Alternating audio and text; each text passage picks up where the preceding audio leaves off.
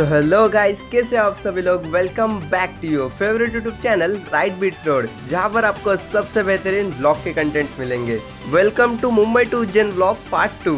अगर आपने पार्ट 1 नहीं देखा तो क्या कर रहे हो यार, लिंक इन द डिस्क्रिप्शन, जल्दी से जाओ और वीडियो देख कर आओ। चलिए पहले थोड़ा सा पार्ट 1 का रिकैप करते हैं। पार्ट 1 में हमने मुंबई से राइडिंग स्टार्ट की थी। मुंबई से पहले ओमकारेश्वर जाएंगे और ओमकारेश्वर से उज्जैन।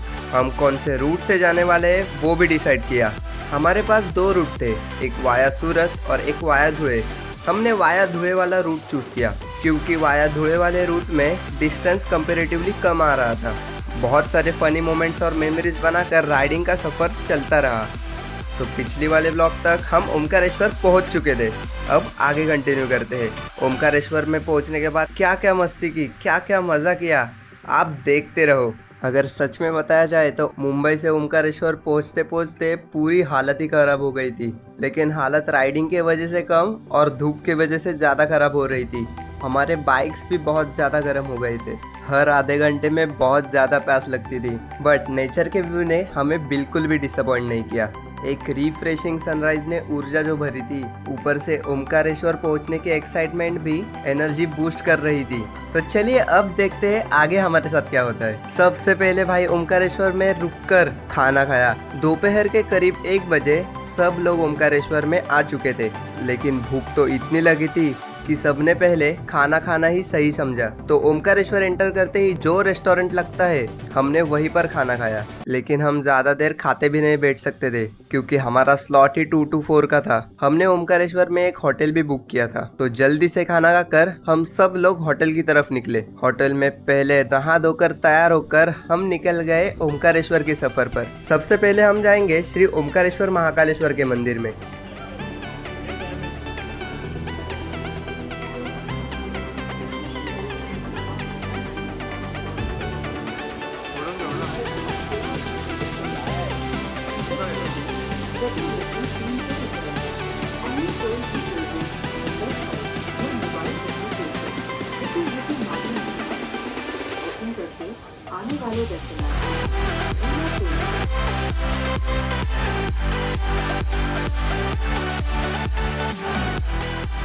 वीआईपी दर्शन होने की वजह से हमारे हाथ पर एक बैंड बांध दिया था ताकि हमारी अलग लाइन लगे। बट भाई वीआईपी लाइन में भी कम लाइन नहीं थी। लग तो ऐसा रहा था कि हम भी नॉर्मल लाइन से ही आ रहे थे। आपण पाहतोय की आता आपण उभे आहोत ओमकारेश्वर ज्योतिर्लिंगाच्या मंदिरामध्ये।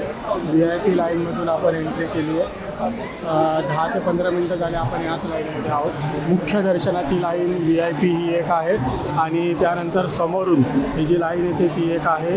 हे जे बिना तिकीट बिना पास जे येतात त्यांचे पावसे, त्या बाजूला तिकडे नर्मदा नदीचा तीर आहे आणि नर्मदा नदीचा घाट आहे। आपण पाहतोय आज शनिवार आहे, तरीसुद्धा या मंदिरामध्ये मोठ्या प्रमाणात गर्दी आहे। थोड्याच वेळात आम्ही आतमध्ये जाणार आहे आणि ओमकारेश्वर ज्योतिर्लिंगाचं दर्शन घेणार आहे। हर हर महादेव। ओमकारेश्वर मंदिर मध्य प्रदेश में नर्मदा नदी के बीच के एक पवित्र द्वीप पर बना हुआ है। और सबसे इंटरेस्टिंग बात, यह जगह ओम की शेप जैसे दिखती है। हिंदू माइथोलॉजी के अकॉर्डिंग विंध्य पर्वत ने भगवान शिव की कठोर तपस्या की थी, जिससे प्रसन्न होकर शिव जी यहाँ ज्योतिर्लिंग के रूप में प्रकट हुए। ओमकारेश्वर भगवान शिव के 12 पवित्र ज्योतिर्लिंग में से एक माना जाता है। हर साल यहाँ लाखों भक्त दर्शन और नर्मदा परिक्रमा के लिए आते हैं।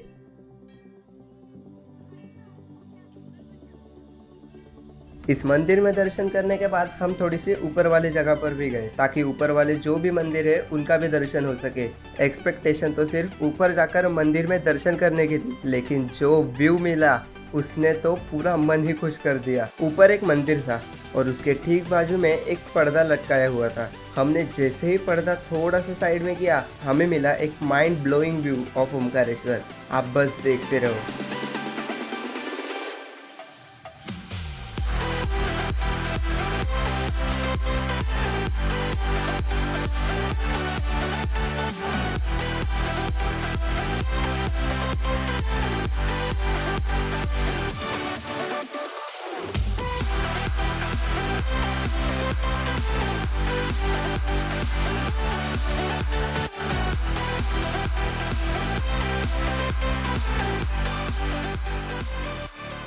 ओमकारेश्वर में आए और ममलेश्वर मंदिर का दर्शन नहीं किया, ऐसा हो ही नहीं सकता। ऊपर के नज़ारे का लुत्फ उठाने के बाद और थोड़ा सा फोटो सेशन करने के बाद हम निकल पड़े ममलेश्वर मंदिर का दर्शन करने। ममलेश्वर मंदिर, जिसे अमरेश्वर मंदिर भी कहा जाता है, ओमकारेश्वर के सामने नर्मदा नदी के किनारे ही स्थित है। ऐसी मान्यता है कि ओमकारेश्वर और ममलेश्वर दोनों मिलकर एक ज्योतिर्लिंग पूरा होता है। कथा के अकॉर्डिंग शिवजी यहाँ 2 रूप में प्रकट हुए थे, ओमकारेश्वर और अमरेश्वर। इसी वजह से भक्तों के लिए दोनों मंदिरों का दर्शन करना बहुत पवित्र माना जाता है। ये मंदिर अपनी प्राचीन शिल्पकला और स्पिरिचुअल एनर्जी के लिए बहुत ज्यादा फेमस है। तो हमने भी ममलेश्वर मंदिर में जाकर जल्दी से दर्शन ले लिया। ममलेश्वर मंदिर से बाहर निकलते ही हमारे सामने नर्मदा रिवर थी और नर्मदा रिवर में बोटिंग भी चल रही थी। तो क्या करते, मन को रोक नहीं पाए, तो हमने भी ठान ली कि हम भी करेंगे बोटिंग। तो चलो डायरेक्टली चलते हैं बोटिंग करने। जब भी आप बोटिंग करोगे आपको अलग अलग रेट पर पर्सन का सीट मिलेगा। कुछ लोग 60 में बोटिंग करवा कर देते हैं, कुछ लोग 80 में, तो कुछ लोग 100 में भी करवा कर देते हैं। आप अपने कन्वीनियंस के हिसाब से बोटिंग कर सकते हो।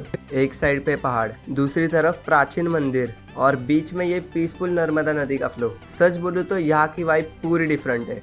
बोट से पूरा ओमकारेश्वर और ममलेश्वर मंदिर का व्यू और भी मैजिकल लगता है, स्पेशली जब तुम सनसेट के टाइम पर आते हो। कंसिक्वेंटली हम भी उसी टाइम पर बोटिंग कर रहे थे। इंजन का आवाज, ठंडी हवा और हर हर महादेव की जय जयकार हर जगह सिर्फ यही सुनाई दे रहा था। ये सिर्फ बोटिंग नहीं, अलग स्पिरिचुअल एक्सपीरियंस था। तो आप कभी भी ओमकारेश्वर में आए तो बोटिंग का लुत्फ उठाना बिल्कुल भी मत भूलना। हमें बोटिंग जल्दी से खत्म करनी थी क्योंकि नर्मदा नदी के घाट पर होने वाली आरती जो देखनी थी। ओमकारेश्वर की नर्मदा नदी की आरती सिर्फ एक रिचुअल नहीं बल्कि सदियों पुरानी परंपरा है। ऐसी मान्यता है कि मां नर्मदा को शिवजी की पुत्री माना जाता है। तो हमने भी डिसाइड किया कि ये आरती बिल्कुल भी मिस नहीं करेंगे।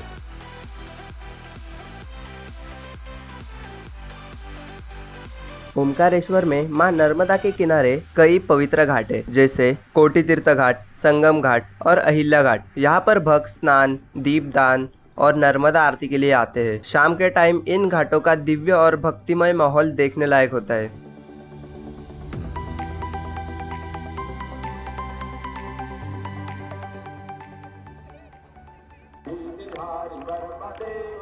पादपङ्कजं नमामि देवी नर्मदे, नमामि देवी नर्मदे, नमामि देवी नर्मदे। पादपङ्कजे नव पददण्डे, सुरनर मुनि जन सेवक, सुरनर मुनि जन जावत शारद पदवती। ओम जय गणता नंदी देवी धूम्रकवान राजस वीणा वादयतु मैयानंदी मैया जय आनंद कंदी ब्रह्मा हरिहर शंकर देवा शिव हरिशंकर रुद्री पालन्ति। ओम जय जगदानंदु वक्रतुण्डाय धीमहि तन्नो दन्ति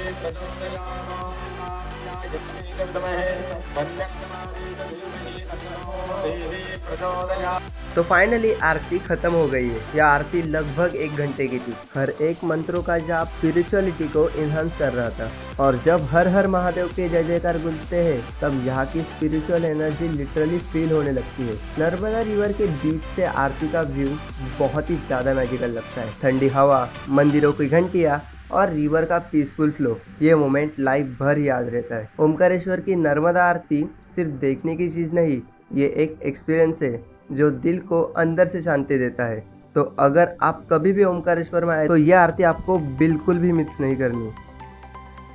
हमने डिसाइड की हुई ओमकारेश्वर की सारी एक्टिविटीज अभी कंप्लीट हो चुकी है, तो अभी इस ओमकार की नगरी को भी अलविदा कहने का वक्त आ गया है। संध्या आरती के बाद हम सीधा अपने होटल पर गए, अपने बैग्स पैक की, गाड़ी में बैग्स रखी और निकल पड़े सीधा उज्जैन की तरफ। ओमकारेश्वर से उज्जैन का डिस्टेंस तो दिखा रहा था 160 किलोमीटर, जो कि 3 से 3.5 घंटे का ही था, लेकिन हमने ये एक्सपेक्ट ही नहीं किया था कि ये रास्ता क्रॉस करने के लिए हमें 5 घंटे लग जाएंगे। ओमकारेश्वर से निकलते ही थोड़ा रोड अच्छा मिला, इसलिए हमें उम्मीद थी कि आगे भी रोड अच्छा ही रहेगा, लेकिन आगे का रोड बहुत उबड़ खाबड़ था। हर जगह खड्डे ही खड्डे नजर आ रहे थे, इसलिए स्पीड बहुत ही कंट्रोल में रखनी पड़ रही थी और रास्तों की खड्डों की वजह से बाइक चलाने में भी बहुत ज्यादा डिस्कम्फर्ट हो रहा था। थोड़ी देर राइडिंग कर कर हमें भी भूख लगने लगी, इसलिए हमने पास ही के एक रेस्टोरेंट में रुकने का डिसाइड किया।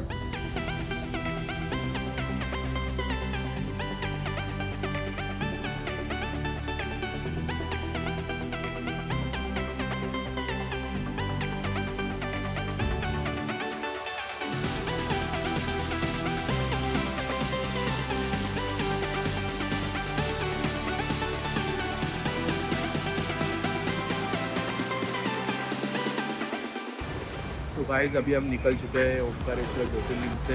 अभी हम जा रहे हैं उज्जैन की तरफ। यहाँ पे बीच में हम खाना खाने के लिए रुके थे। अभी उज्जैन का डिस्टेंस ओमकारेश्वर ज्योतिर्लिंग से है लगभग 140 किलोमीटर। लगभग 3 घंटे तो लग जाएंगे हमको उज्जैन पहुँचने। ठीक है। रेस्टोरेंट में खाना खाकर थोड़ा सा सुकून मिला, पेट को भी थोड़ा सा आराम मिला। खाना खा लिया, गाड़ियाँ निकाली और जैसे ही रास्ते पर चले तब पता चला कि थोड़ी देर में हाईवे भी लगने वाला है, इसीलिए मन को थोड़ी सी राहत मिली। 20 से 30 किलोमीटर बाद हाईवे लगा और ट्रैफिक ना होने की वजह से हमने भी अपने बाइक की स्पीड ज़्यादा ही रखी थी, ताकि जल्दी उज्जैन में पहुंच सके और थोड़ा सा आराम भी मिल सके। तो चलिए चलते हैं सीधा उज्जैन में विदाउट एनी ब्रेक।